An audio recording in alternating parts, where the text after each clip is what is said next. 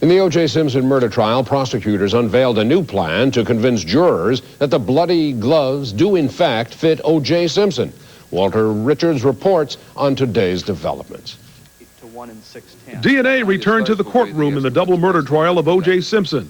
But prosecutors are still focusing on the bloody gloves, determined to repair the damage suffered in last week's demonstration. Prosecutors have already accused the defendant of faking the struggle to pull on the gloves. They pointed out that the latex gloves made things difficult and that the leather gloves shrunk. They're in a real bind in this case because they did this demonstration. They didn't know what they were doing. It didn't come out right. They tried to repair it, but by trying to repair it, they made it clear to everybody there's a big difference in the size of those gloves. And then we knew that they had measured these gloves back in June, which is the relevant time. Now Chris Darden alleges that O.J. intentionally skipped taking medicine for arthritis so his hands would swell. In a transcript of the sidebar conference on Wednesday, Darden states, "Mr. Simpson has arthritis, and we looked at the medication that he takes, and some of it is anti-inflammatory. And we are told that he has not taken the stuff for a day, and it caused swelling in the joints and inflammation in his hands." Cochran, "Your Honor, my friends are being paranoid." Darden, "At some point we are going to have a picture of him with the gloves on." Prosecutors reportedly are going to enhance and analyze video and still pictures of O.J. wearing leather gloves during his days as a network sports broadcaster. Back in court, the defense challenged prosecution witness Dr. Bruce Weir.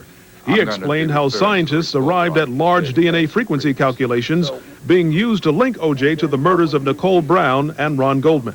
We will never know for sure how many people have any particular profile. We expect that by the time we get to 7 RFLP profiles, there'll be very few, if any, other people in the world with that type. But we'll never know that.